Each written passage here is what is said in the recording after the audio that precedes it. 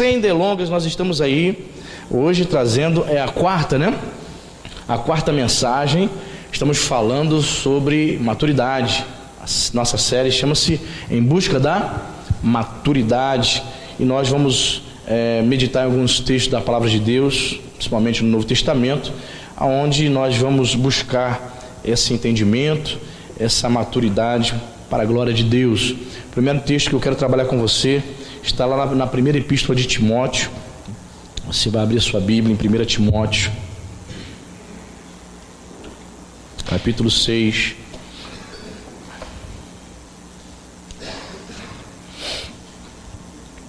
Primeira epístola de Paulo a Timóteo. Estamos aí vendo as marcas de um crente maduro, como se comporta, e os crentes imaturos também, né? 1 Timóteo 6, versículos 7 e 8, você achou? 1 Timóteo 6, 7 e 8 diz a palavra de Deus assim: porque nada temos trazido para o mundo, nem coisa alguma podemos levar dele. Tendo sustento e com que nos vestir, estejamos contentes. Marca de um crente maduro, irmão. Você quer perceber se você é maduro? Perceba se você é uma pessoa que tem contentamento em Deus. Pessoas que se contentam com o Senhor, raramente ou praticamente nunca você as vê murmurando. Pessoas descontentes com a vida, consigo mesmo, descontentes com Deus, você vai perceber que ela é uma pessoa inconstante. Você vai perceber inconstância na fé dela. Você vai perceber também que ela é uma pessoa que vive sempre murmurando. Você conversa com ela, dá uma palavra de fé para ela, ela não acredita. Não acredita no poder de Deus, não acredita no potencial dela, não acredita que coisas grandes virão, coisas poderosas, bênçãos de Deus vão ser derramadas. Ela é uma pessoa que verdadeiramente ela olha para as circunstâncias. Mas percebemos que um crente maduro, ele tendo com que se sustentar, com que se vestir, ele já está feliz com Jesus. Ou seja, as necessidades básicas da vida são coisas que deveriam, contentar o crente. Mas infelizmente eu percebo isso, e na vida de muitos cristãos, se as coisas estão mal, ele está fraco. Se ele não conseguiu um emprego, se ele se aborreceu lá no trabalho, é motivo dele desanimar. Vai para a igreja hoje? Não, me aborreci aí, estou com estresse. Teve problema com o marido em casa, teve problema com a esposa, teve problema com os filhos. Ele demonstra todo o seu descontentamento. Ele esquece que Jesus é a fonte do seu contentamento. Você é uma pessoa que se contenta com Jesus, porque, note bem, irmãos, a maioria dos crentes, principalmente no Brasil, são compostos de pessoas extremamente simples. Simples que eu digo, são pessoas que ganham 1,5 salário. Você vai numa comunidade, você sobe o Morro da Rocinha, por exemplo, você vai ver lá milhares de crentes fiéis, pessoas de Deus, mas sobrevivem com 1,5 salário. Por que ela não desce do morro? Porque simplesmente ela não tem condições de alugar uma casa no asfalto. No morro ela não paga água, não paga luz, não paga imposto. Aqueles R$1.500 é para ela comer. E olhe lá. Mas são extremamente fiéis. São pessoas ativas na igreja dela. São pessoas que buscam a Deus, estão presentes nos seus cultos de oração, são fiéis à sua igreja, à sua denominação, ao seu pastor. São pessoas que têm contentamento no Senhor. Às vezes o crente tem tudo bom e melhor, tem uma casa própria, tem um carro, tem saúde, uma família bonita, mas ele não se contenta, só vive reclamando. Ela reclama porque a casa não tem 3 quartos, só tem 2. Se tem 3, ela quer o quarto. Ela reclama porque só tem 2 casas, casa de praia, casa de campo, falta a casa da cidade.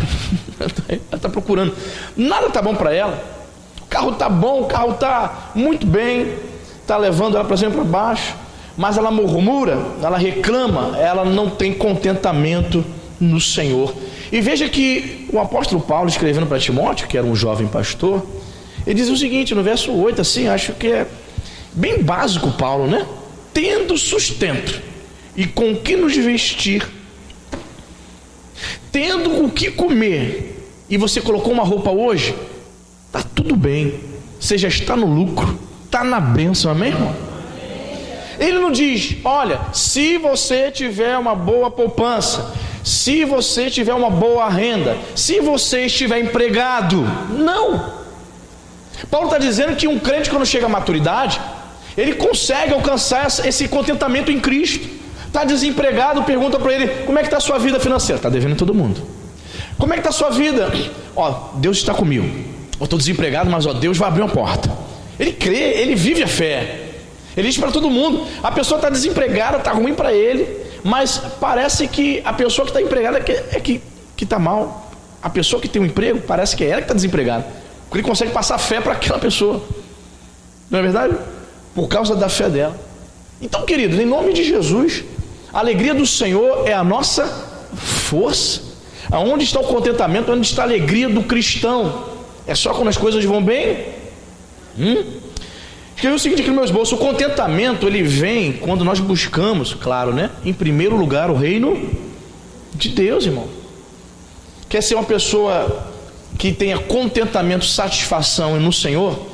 Busque em primeiro lugar o reino. É uma palavra que todo mundo sabe de cor, né? Buscar em primeiro lugar o reino de Deus e a sua justiça, e as demais coisas vos serão acrescentadas. Todo mundo sabe esse texto de cor, mas praticar, Jesus já mostrou ali a fórmula: busque em primeiro lugar o reino, e as demais coisas vos serão acrescentadas.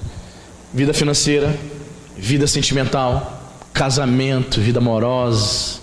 Olha, todas as demais coisas vos serão acrescentadas. As pessoas invertem. Elas invertem as polaridades aí. Ela busca primeiro trabalhar, ela quer ser rica, ela não consegue ver a igreja. Tem mês que ela não vem na igreja, só trabalhando, domingo a domingo.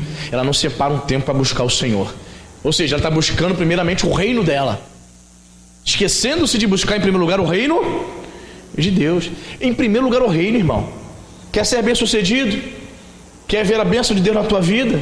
Quer ver as coisas fluindo na tua vida sentimental, na tua vida espiritual, na tua vida financeira? Busque em primeiro lugar o reino. Amém? Buscando em primeiro lugar o reino, o que vai acontecer? Você vai ver as bênçãos de Deus, você vai ver o agir de Deus na sua vida. Por consequência, você será uma pessoa que terá contentamento. Você não vai ficar frustrado. Os crentes frustrados são crentes que estão depositando a sua fé, a sua esperança em outras coisas. A fé e a esperança dele não está em Jesus. Por isso que você vê o crente frustrado.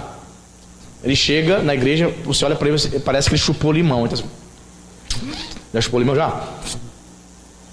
Paz do Senhor. Paz do Senhor. Ele pergunta, chupou limão? Está acontecendo alguma coisa? Descontente, tá com raiva de tudo, queimou arroz, queimou feijão, tá com raiva. Não encontra contentamento. Ei, você está vindo para a casa de Deus, amém, irmão? Cadê o contentamento? Você está vindo para a casa do Pai, para exaltar, para buscar a face dele, querido. Tira esse rosto de chupar limão aí, irmão, em nome de Jesus. Você não comeu hoje? Você almoçou hoje, sim ou não? Tá vestido? Maravilha. Então estejamos contentes. Você está contente com Jesus? Pastor, eu não tenho dois contos aqui, pastor. Eu me lembro que eu era adolescente. Tinha um pastor que eu tinha assim, muita intimidade, um pastor auxiliar da igreja que eu congregava. A gente batendo papo assim, né, os jovens e tal. Aí ele, não sei o que ele pegou assim, acho que ele foi ver alguma coisa na carteira. Ele foi abrir a carteira assim, sei lá para os idos de 1994, no início do plano real. Ele abriu a carteira assim, ele fez assim. Ele, olha o dinheiro do pastor. Aí ele abriu a carteira e mostrou pra gente, tinha R$2, mano, dentro da carteira. R$2. Ele, isso é dinheiro de pastor? R$2. Mas estava ali brincando, conversando. Querido, a falta do dinheiro, ou ter dinheiro, isso não pode medir a tua alegria, o teu contentamento, amém? As coisas não estão fluindo. Acredite, vai fluir para a glória de Deus. Confie, tenha esperança. Então Jesus será o seu contentamento. Vamos retroceder um pouco aí. Vamos para o livro, melhor, pela epístola de 2 aos Tessalonicenses. Mais uma marca de um crente assim maduro. Você percebe que o crente está amadurecendo quando ele segue e obedece esta ordem aqui de Paulo. 2 aos Tessalonicenses, capítulo 2. Segundo aos Tessalonicenses, capítulo 2, versículo 15. Olha que interessante. Você achou? Paulo diz assim: assim, pois, irmãos, permanecei firmes e guardai as tradições que vos foram ensinadas, seja por palavra, seja por epístola nossa. Crentes maduros guardam as tradições. E tradição aqui, eu quero frisar bem, significa o ensino apostólico. Amém, irmão? Ele vai dizer aqui, ó, seja por palavra, seja por epístola. O conselho de Paulo para aquela igreja: olha, guarde a tradição. Só que essa questão da tradição, muitas pessoas fazem confusão. Por exemplo, Jesus, em Mateus capítulo 15, ele condenou as tradições dos escribas e fariseus, porque eles substituíam seus costumes, suas tradições, eles substituíam, ok? Tiravam a palavra de Deus e substituíam como ordenança, como mandamento para eles, coisas que eles inventavam, ok? Tiravam a palavra de Deus, rejeitavam a palavra e substituíam por suas tradições. Então Jesus vai condenar isso. O que acontece nos dias de hoje? Muitas pessoas, muitas denominações, elas substituem a palavra de Deus por tradições humanas. Você sabia que existem igrejas, por exemplo, que se o pastor, se o apóstolo, se a missionária tiver uma visão, eles criam uma doutrina própria para a igreja a partir daquela visão. O pastor às vezes está pregando as escrituras, a pessoa não acredita, mas a pessoa fala: olha, Deus me mostrou em sonho. A pessoa abre um olhão assim: como é que Deus me mostrou? Aí fala um monte de coisa, ela acredita. A partir de hoje, todas as mulheres dessa igreja terão que usar véu. Deus me revelou isso em sonho. E aí daquelas irmãs se não usarem, porque entenderam que o véu, por exemplo, falando de forma hipotética, vai fazer com que as irmãs sejam mais santas. Tais tradições tem nada a ver com o que o apóstolo Paulo está falando. Existe uma denominação, não vou dizer o nome, mas alguns sabem, que as mulheres usam aqueles roupões. E se você já percebeu, as irmãs usam várias cores: azul, vermelho, rosa. Mas somente as irmãs mais antigas, a esposa do pastor, usam o roupão branco. Parece até a pessoa que vai se batizar. Sabe por quê? Porque no entendimento daquele líder daquela igreja, a tradição daquela igreja desde o início é que as mais avançadas, as mais maduras espiritualmente, são identificadas usando somente aquele roupão branco. Imagina a irmã que usa roupão preto, irmão. Está no pecado. Vermelho, então, cor do pecado. Que coisa, né, irmão? São tradições, doutrinas de homens. É isso que o apóstolo Paulo está falando, irmãos? Não. Ele está falando da tradição da palavra de Deus, ok? Sonhos e visões não estão acima da palavra de Deus, irmãos. E eu percebo muitos crentes que estão começando na fé dão muito valor a isso. Se a irmã, olha, tive um sonho com a irmã. É mesmo? O que foi? Elas ficam com um certo medo. As questões místicas despertam muito o brasileiro. Ele não fica com a palavra: olha, Deus me mostrou isso. É mesmo? Não, fala aqui em off, irmã, como é que é? Ela não dá ouvido à palavra de Deus, ela não guarda a tradição da palavra de Deus. Falarei sempre. A maior de todas as profecias é as escrituras sagradas. Amém, queridos? Deixa a pessoa te ludibriar não, te manipular. Eu tive um sonho contigo. O que é? Deus me mostrava o irmão me dando R$1.000. Esse tipo de sonho. O que, gente? Olha, tem coisa pior, tá? Existem pessoas que manipulam as outras, sabe? Manipula, e a pessoa ali na imaturidade não lê Bíblia, não busca o Senhor, não guarda a tradição apostólica.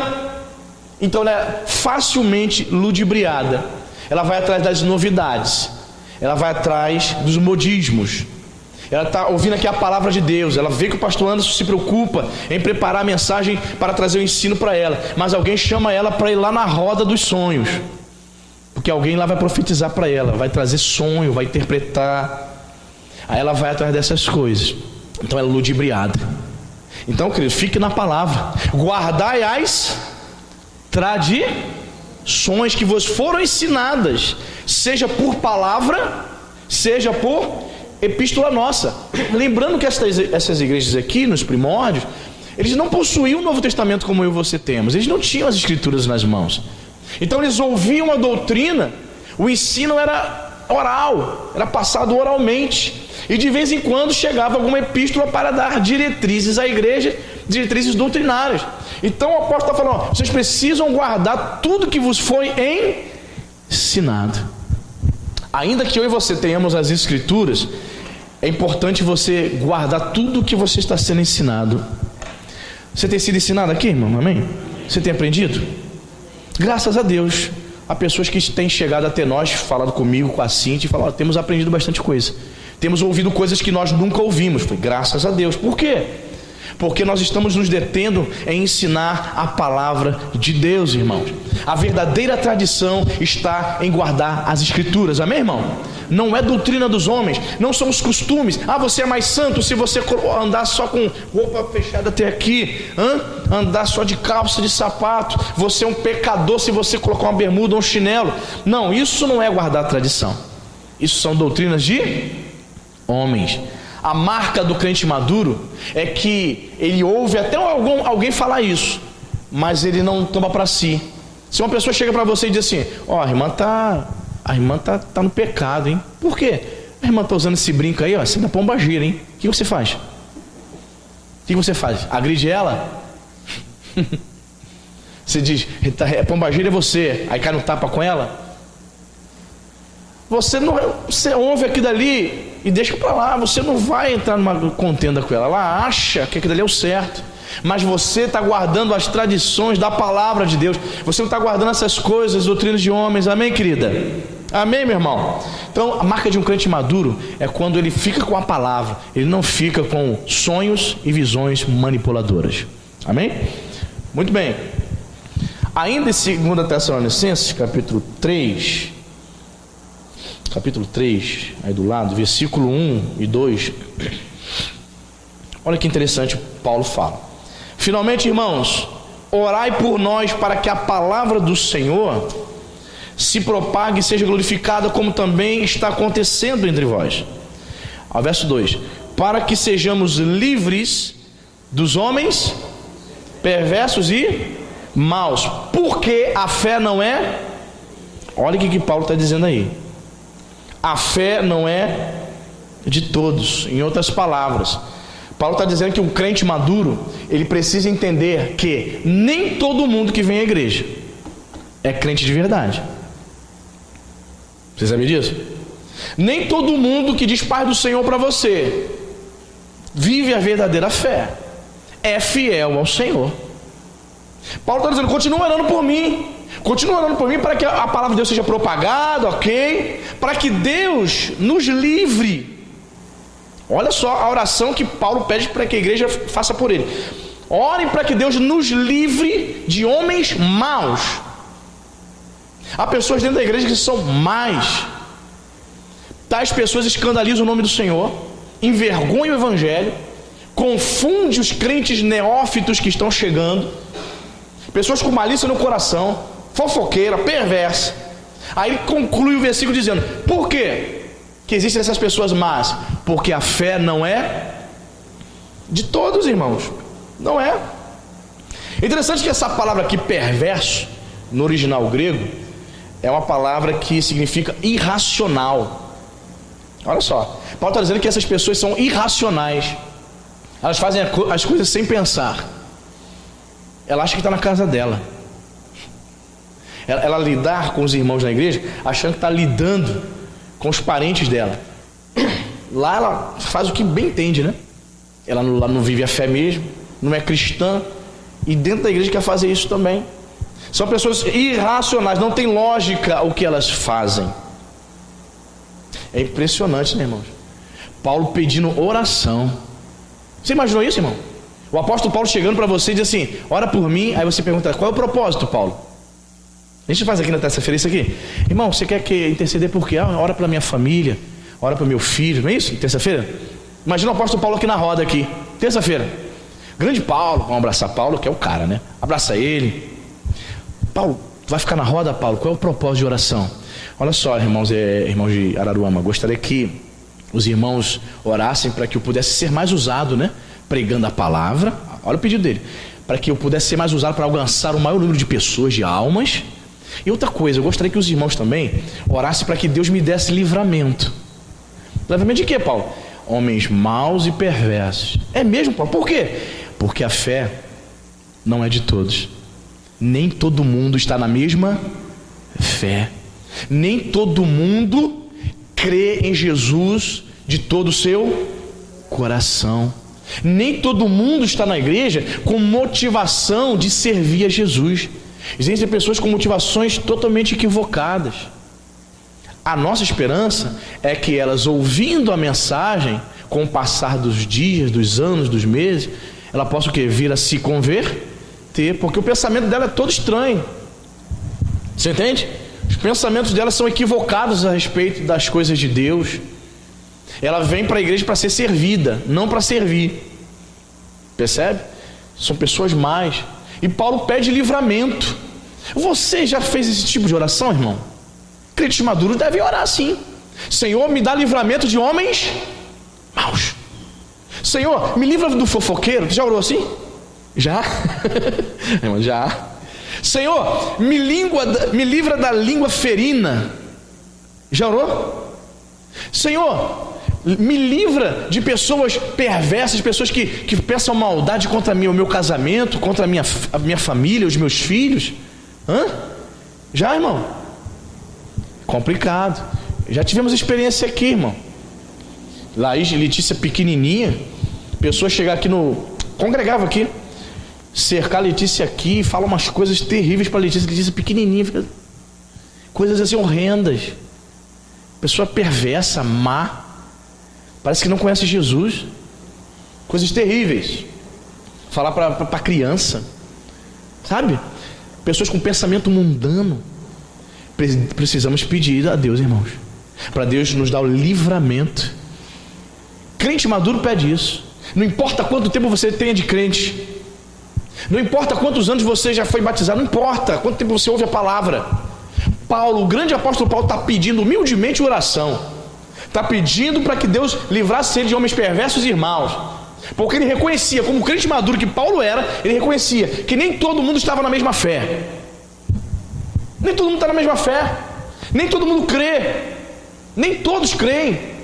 O pastor está falando, eu tenho consciência que nem todo mundo crê aqui. Pastor, isso eu não concordo não. Mas é o quê? Nem todo mundo crê. Você está falando isso aí, mas eu não acredito. Ok, a fé não é de todos, eu tenho essa consciência. Mas a nossa oração, como crentes maduros que nós devemos ser, é pedir ao Senhor que esses homens não venham atingir-nos. Esses homens perversos e maus, não venham nos enfraquecer. Porque dependendo do que essas pessoas disserem e fizerem contra a tua fé, contra a tua vida, você pode até mesmo se desviar com o que ela disser e fizer contra você. Eu nunca vi ninguém assim chegar assim: pastor, eu estou desviado da igreja. Por quê? Porque eu ia para o culto, eu ficava só olhando aquela borboleta lá. A borboleta me fez desviar, pastor. Eu ia para o culto, eu ficava olhando o V de Nova Vida lá do púlpito, e aquele V ficava me chamando a atenção. Aí eu fui viver a vida, V de Nova Vida, fui viver a vida lá fora, me desviei. Eu nunca ouvi isso, irmão. É sempre um probleminha, sempre um titititi, uma fofoquinha.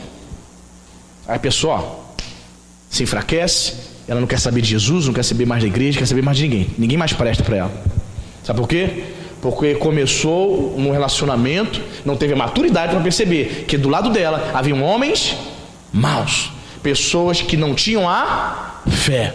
Então eu entendo aqui, irmãos, que os crentes maduros precisam perceber que a fé não é de todos. Não se engane. Nem todo mundo que diz para você que é evangélico é fiel, irmão. Amém, querido? Vamos amadurecer, vamos entender isso.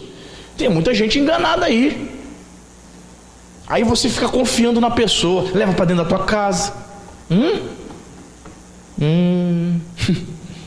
Mal conhece. Mas levou por quê? Por que tu levou para dentro da sua casa? Não, pastor, ela disse que era evangélica, da igreja batista. Disse que era da Assembleia, pastor. É mesmo, é? Disse que é da igreja presbiteriana. Falou que evangélica, ela... Tá entendendo, querido? Cuidado. A fé não é de todos. Amém, irmão? Muito bem. 1 Tessalonicenses. Voltemos à primeira epístola. Outra característica do crente maduro está aqui, ó. 1 Tessalonicenses, capítulo 1, versículo 7. Você achou? Olha o que Paulo diz, irmãos: de sorte que vos tornastes o modelo, repita comigo, o modelo para todos os crentes na Macedônia e na Acaia. Essa palavra modelo vem da palavra grega typos, que é traduzido por exemplo, padrão. Paulo está dizendo o seguinte: vocês, irmãos de Tessalônica, vocês amadurecendo como crentes maduros que são, vocês se tornaram exemplo, modelo, padrão de igreja, exemplo de crentes. Olha, irmão, você é exemplo na tua casa, meu irmão? Ih, rapaz, não senti firmeza não, fiquei em silêncio porque não entendi. Você é exemplo na tua casa, como crente? Amém? Você é exemplo, padrão, modelo de crente, de igreja, lá no seu trabalho, onde você fica 8, 10, 12 horas, sim? Amém? Tem que ser, irmão. O crente maduro, ele dá exemplo. Aonde ele vai, ele é referência. Eu na minha juventude sempre tive, eu acredito também que você no começo da sua fé, ou até hoje, quem sabe, você sempre se espelhou em alguém, uma referência, um pastor, um homem de Deus, uma mulher de Deus. Aquele homem lá é minha referência, pastor, aquele homem de Deus. Aquela mulher ali, ó, pastor, ó, mulher de Deus. Olha, exemplo para mim, modelo, padrão. Sim, nós temos pessoas que são referências para nós, que são exemplo, que são padrão. Agora, a questão é, você também é padrão? Você está procurando essa maturidade? Você está buscando essa maturidade de ser exemplo? A pessoa olhar para você e dizer: olha, tá aqui, hein? Padrão, exemplo de cristão. Ah, irmão, isso é interessante isso, sabe por quê? Eu estava pesquisando acerca do significado dessa palavra. Essa palavra tipos, ela outrora, no início dos primórdios dos tempos bíblicos, ela era usada para descrever um selo que marcava assim, a marca numa cera, marcava, né? É o tipo. E também era usado também como para timbrar ou cunhar, era um objeto que cunhava as moedas, marcava as moedas, tipo. Ou seja, marcava a moeda, aí todas as moedas tinham que ser iguais àquelas, tipo. Querido, quando você é modelo, quando você é exemplo, quando nós somos exemplo, padrão, certamente nós vamos marcar a vida das pessoas. Assim como o selo marcava a cera, assim como o timbre marcava as moedas. Quando você é exemplo, quando você é um tipo de crente no qual todo mundo olha e diz: lá vai um servo de Deus, você marca a vida das pessoas. Pode se passar 10, 15 anos, as pessoas vão lembrar de você, irmão. Pode passar 20 anos, as pessoas vão lembrar: aquele homem, aquela mulher um dia disse algo para mim que transformou a minha vida. Você marca, irmão. Não adianta. Faz a diferença. O crente verdadeiro, o crente maduro, ele é modelo. De sorte que vos tornastes um modelo para todos os crentes, todos. Olha, irmãos, que moral, hein? Paulo está dizendo que aquela igreja era referência. Todo mundo tinha que observar essa igreja. Paulo talvez chegasse em determinadas igrejas e dissesse: quer ser uma igreja padrão, modelo? Queremos, Paulo. Olha para a igreja de Tessalônica. Crentes que avançaram, crentes que amadureceram. Ah, irmãos, agora, o crente maturo, nós não podemos dizer a mesma coisa, né? Não podemos dizer a mesma coisa. Você olha para alguns crentes aí, meu Deus do céu, péssimo exemplo. Péssimo exemplo como funcionário, péssimo exemplo como pai, péssima mãe, péssimo. Não conseguimos ver nenhum bom exemplos, só maus exemplos. É impressionante. São pessoas que se perderam, irmão, estão dentro da casa de Deus perdidinhas. Mas por quê? Quer viver a sua vida, quer fazer as coisas do seu jeito. Você está entendendo, irmão? Então não vai conseguir marcar a vida de ninguém, não vai ser modelo, exemplo para ninguém. Você já orou? A pergunta que você tem que responder para você mesmo: você já orou a Deus nesse aspecto? Senhor, eu quero amadurecer, e nesse processo de amadurecimento eu quero ser exemplo. Senhor, eu quero ser modelo. Nunca orou? Mais um propósito para você colocar na sua agenda aí, para você orar. Senhor, eu quero ser exemplo. Exemplo para os meus filhos, exemplo para os meus irmãos, exemplo de bom pai, exemplo de bom pastor, que eu tenho que ser, exemplo de bom marido. Olha tantas coisas que tem que ser, irmão: bom pastor, bom pai, bom marido. Não é fácil não, irmão, mas aquilo que é impossível aos homens é possível para Deus, irmão. Exemplo. Deus quer que você seja um bom exemplo, irmão. As pessoas precisam olhar para você e dizer: lá está um crente, eu posso contar com aquele irmão ali. Olha, eu posso contar com aquela irmã. As pessoas ainda não estão podendo contar contigo ainda? Não? É porque é uma identificação de que você precisa amadurecer. Amém, querido? Muito bem. Quinto, 1 Tessalonicenses capítulo 2, versículo 1.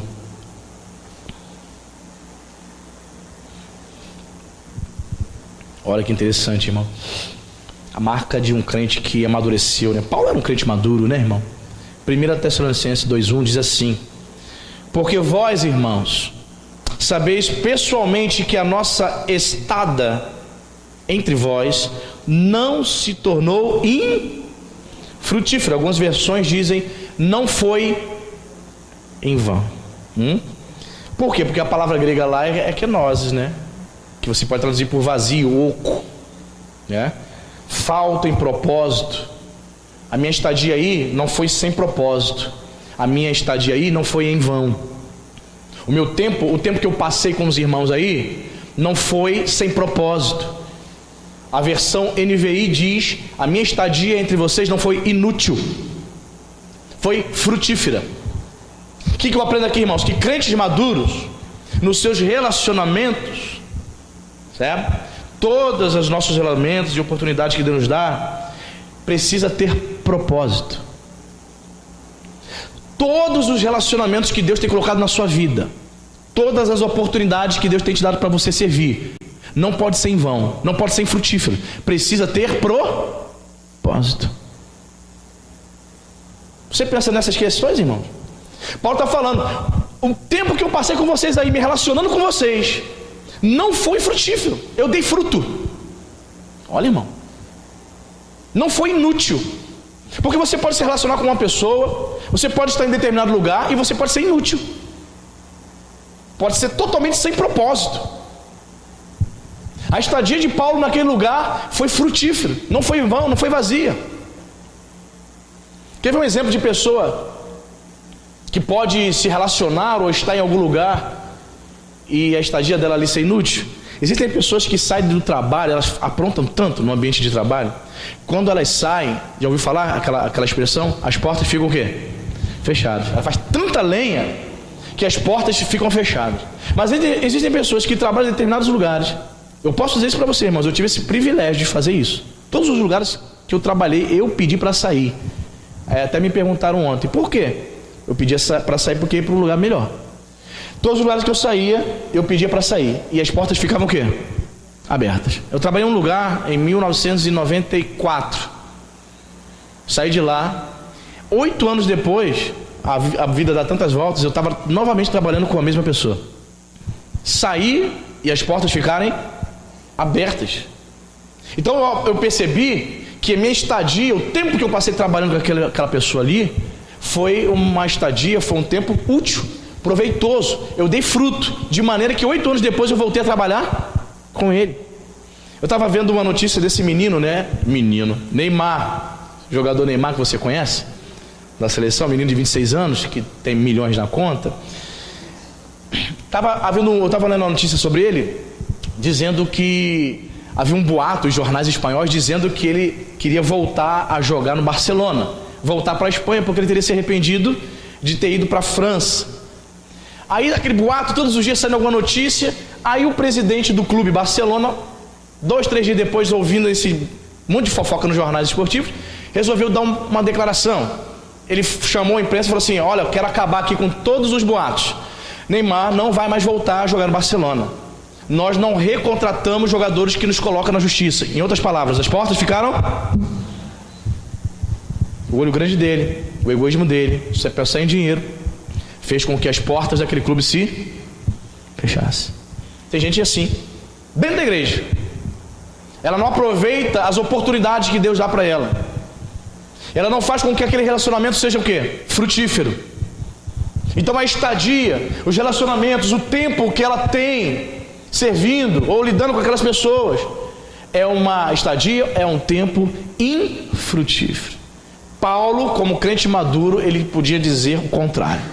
A minha estadia com vocês não foi infrutífera, não foi vã, não foi inútil. Isso é sério, né, irmão? Você se relaciona com alguém, a pergunta que faço: você se relaciona com alguém e nesse relacionamento está sendo frutífero? Está dando fruto para a glória de Deus? Está sendo bênção para você? Está sendo bênção para a tua família? Está sendo bênção para a pessoa que você se relaciona? A sua estadia, você está aqui nessa igreja, não sei se você vai ficar aqui a vida toda, nem eu sei se eu vou ficar. Quantos anos você vai ficar aqui? Mas o tempo que você está aqui, você ora a Deus para que a sua estadia seja frutífera? Você dê muito fruto nessa congregação, aqui nesse lugar, amém, irmão? O apóstolo Paulo era um crente maduro. O relacionamento dele com aqueles irmãos foi extremamente frutífero. Não foi em vão, irmão. Ter um relacionamento frutífero é ter relacionamento com propósito. As oportunidades que Deus nos dá, guarda isso no teu coração. Todas as oportunidades que Deus está dando para você, seja em contexto de igreja, seja lá onde você está trabalhando, lá na vizinhança que você veio morar, veio lá do Rio, tem propósito que Deus colocou você lá, amém, irmão? Tem propósito. Você não está morando nessa casa aí do nada. Pastor, eu estou aqui, mas nem gosto, não gosto desse bairro, não gosto, mas as ruas são esburacadas, aliás, quase todas as ruas são esburacadas em Araruama. Não gosto daqui não. Tem propósito. Então o seu tempo de estar ali precisa ser um tempo de dar fruto. Não pode ser inútil, não pode ser em vão. Quando você vê você frutificando em determinado lugar, você percebe que você está amadurecendo, amém, irmãos? Você sabe, né, que existem lugares que você mora que às vezes você só fala bom dia, né? Lá onde eu moro é assim. Ninguém tem intimidade com ninguém. Vai fazer 3 anos que estou morando ali, e o vizinho mais antigo, a gente só fala bom dia e tal. Ninguém tem aquela intimidade de falar assim: vamos lá para casa? É só bom dia. Ô vizinho, bom dia. Aí, de frente para mim, morava um casal de idosos, né? Dona Maria e o falecido esposo dela.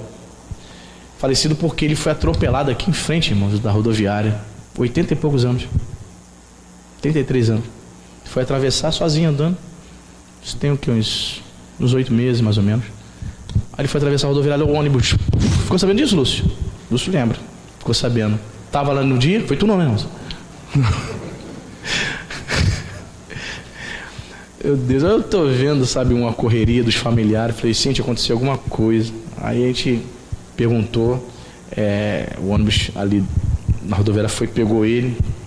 Ele foi atravessar sozinho ali, matou ele ali. Mas antes disso, assim, tivemos a oportunidade de ser útil na vida de alguém, né, irmão? Porque ela, como senhorinha, quase 80 anos, sozinha, irmão, subindo na escada para limpar.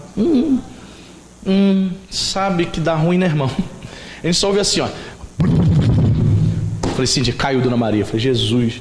Irmãos, quando ela abriu a porta, cabeça com toalha, a gente teve que jogar toalha, vários pontos. Falei, Dona Maria, não tem idade mais para isso, né? Tem umas vovós que insistem, né? Tem que tomar cuidado, meu Deus do céu. Você que tem idoso em casa, hein? Pelo amor de Deus. E jogou a toalha, a Cíntia pegou a toalha, acho que da Letícia, e jogou a cabeça dela cheia de sangue. Aí fomos lá pro HC Lagos, tomou vários pontos, e ela muito braba, chegando lá, pagando geral para toda enfermeira. Eu não quero assim não, tá doendo. Falei, meu Deus do céu, ela não é mole não. Ela foi embora, ficou sozinha, o marido faleceu. E assim, tivemos essa alegria, sabe? É bom quando a gente ajuda o próximo, amém, irmão? Eu falei, puxa, propósito, né? Nem que seja para socorrer alguém. Deus nos coloca em determinados lugares, nem que seja para levar alguém para o UPA, amém, irmão?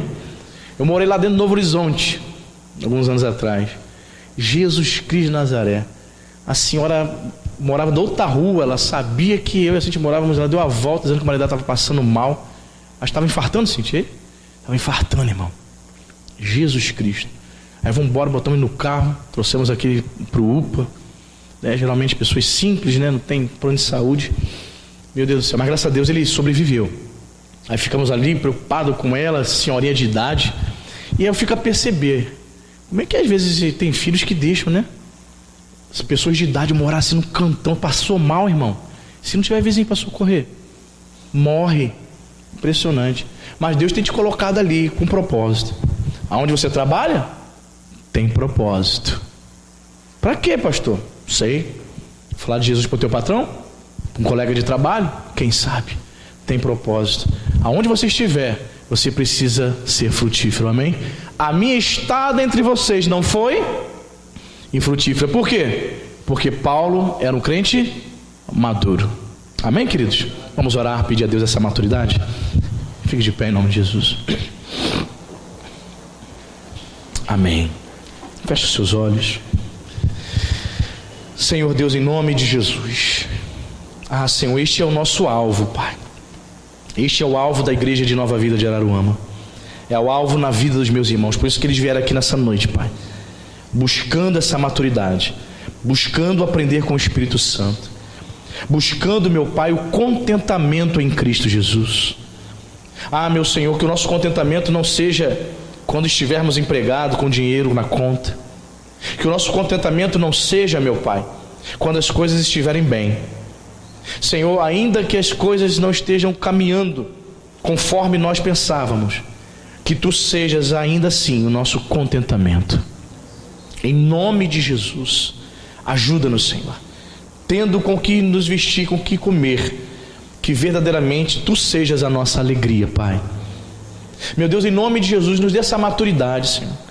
Muitos crentes imaturos, Senhor, estão indo atrás de falsos profetas, falsas revelações, estão sendo manipuladas por pessoas que dizem que receberam sonhos da parte de Deus. Meu Deus, em nome de Jesus, leva-nos à maturidade, porque aprendemos nessa noite, Senhor, que os crentes maduros, eles guardam as tradições da palavra de Deus. Crentes maduros preferem ficar com as escrituras sagradas. Bendito seja o Teu nome, Senhor. Senhor, nós não queremos ser enganados pelos falsos profetas, pelos falsos místicos, Senhor. Pessoas, meu Pai, que desprezam as sagradas escrituras, que desprezam o estudo da Tua palavra, para ficar indo atrás, Senhor, de pessoas que trazem falsas visões, pessoas, Senhor, que trazem, Senhor, falsos ensinamentos. Meu Deus, em nome de Jesus, guarda esta igreja. Nós não queremos ser levados, meu Senhor, por qualquer vento de doutrina, mas que nós possamos nos apegar à sã doutrina da palavra do Senhor. Em nome de Jesus, Senhor, que cada um de nós tenhamos esse entendimento, Senhor. Temos o cuidado, Senhor, porque a fé não é de todos.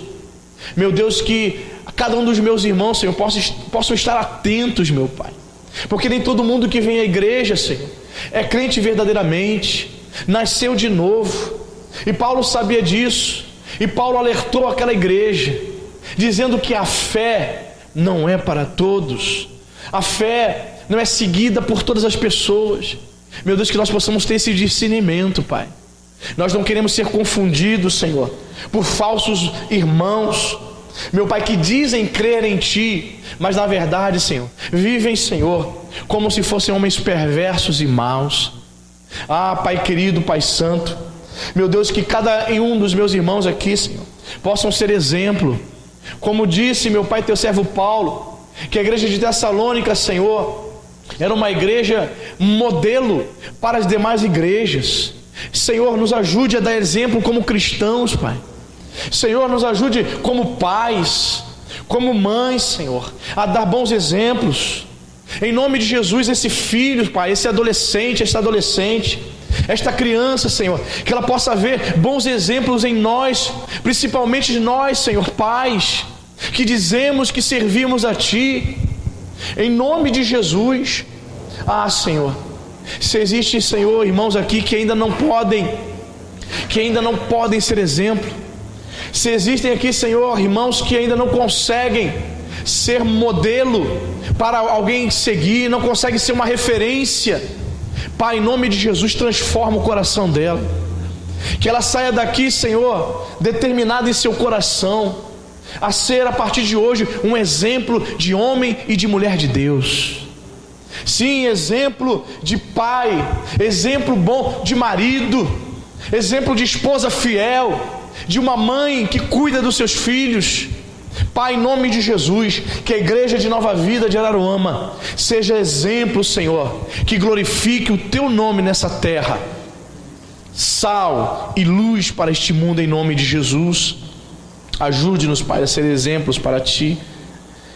Meu Deus, em nome de Jesus, ajuda-nos, Senhor, aonde quer que nós estejamos, aonde quer que estejamos morando, aonde quer que esse meu irmão esteja trabalhando, estudando, Senhor, que a estadia dele ali não seja infrutífera. Senhor, que a permanência, o tempo que o Senhor tem colocado ele ali, Senhor, não seja em vão, não seja inútil. Que ele possa, Senhor, dar fruto. Que possa, Senhor, ser, meu Pai, um tempo, meu Deus, com propósitos do Senhor. Em nome de Jesus, queremos cumprir os Teus desígnios aonde quer que o Senhor esteja, Pai. Em nome de Jesus, Pai, como pastor dessa igreja, Pai, eu quero ser instrumento do Senhor. Eu quero, meu Pai, cumprir o Teu propósito. Senhor, que a minha estadia aqui nesse lugar não seja infrutífera. Seja, Deus, para louvor e para a glória do Teu nome. Seja, meu Senhor, para amadurecimento dos meus irmãos. Seja para crescimento espiritual. Senhor, que os meus irmãos possam ter os seus olhos iluminados, os seus olhos abertos, para entender, para compreenderem, Senhor, tantas coisas maravilhosas, tantos ensinos que o Senhor ainda tem para nos revelar, para nos mostrar, Pai. Em nome de Jesus Cristo, esse é o nosso alvo, Pai. Nós estamos, meu Senhor, em busca da maturidade.